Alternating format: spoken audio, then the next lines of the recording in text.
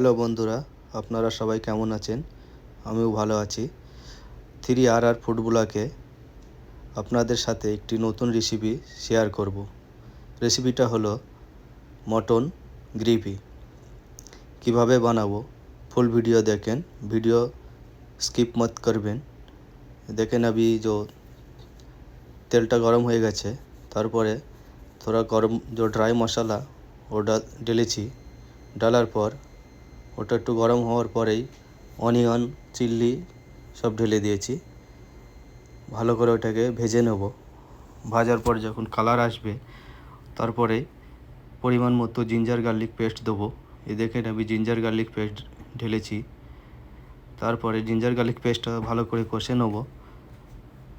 তারপর একটু ঝাল পাউডার দেবো, ধনিয়া পাউডার দেবো, তারপরে জিরা পাউডার দেবো। দেওয়ার পর এটাকে ভালো করে ভেজে নেব যাতে মশলার গন্ধটা কেটে যায়। ভিডিওটা দেখেন। ভিডিও ভালো লাগলে আমার ইউটিউব চ্যানেলটাকে আপনারা সাবস্ক্রাইব করেন অ্যান্ড শেয়ার भी করেন। কমেন্ট करके জানান ভিডিওটা কেমন লেগেছে। দেখেন আমি মশলাটা ভাজার পর পরিমাণ মতো জল ঢেলে দিয়েছি। দেখুন আমি মশলাটাকে ভালো করে কষিয়ে নেব। তারপরে পরিমাণ মতো হলদি পাউডার ঢেলেছি। হলদি পাউডার ঢালার পর একটু গরম মশলা, যে মটনের গন্ধটা কেটে যাবে। তারপরে দেখেন তিন টুকরা গোটা গার্লিক ঢেলেছি, রসুন। দেখেন ভিডিওটা ভালো করে মশলাটাকে কষার পর যে মটন আমাদের এই গ্রেভিটা বানছে 5 কিলো মটনের, ওই হিসাবে আমরা মশলাটা বানাচ্ছি। দেখেন মশলাটার কালার খুব সুন্দর হয়েছে। আপনারা এই রেসিপিটা ঘরে ট্রাই করে দেখতে পারেন। দেখেন আমি যে মটনটা আমাদের ছিল ওটাকে আমি ঢেলে দিয়েছি। দেখেন মটনটাকে কমসে কম 30 মিনিট পর্যন্ত আমরা এটাকে কষবো ভালো করে, যাতে মটনের গন্ধটা কেটে যায়।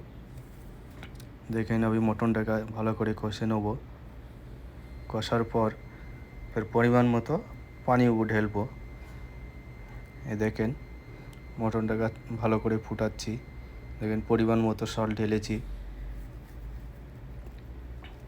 সল্ট ঢালার পর এটাকে ভালো করে কষে নেব আমি।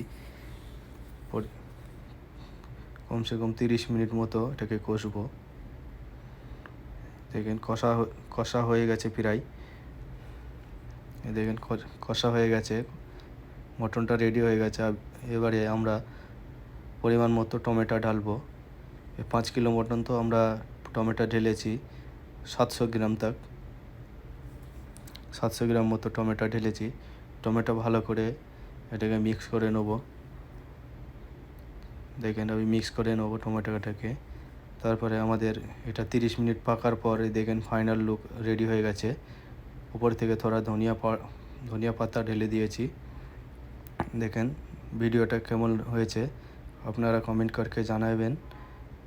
আর আমার ইউটিউবটাকে subscribe and like and comment করবেন।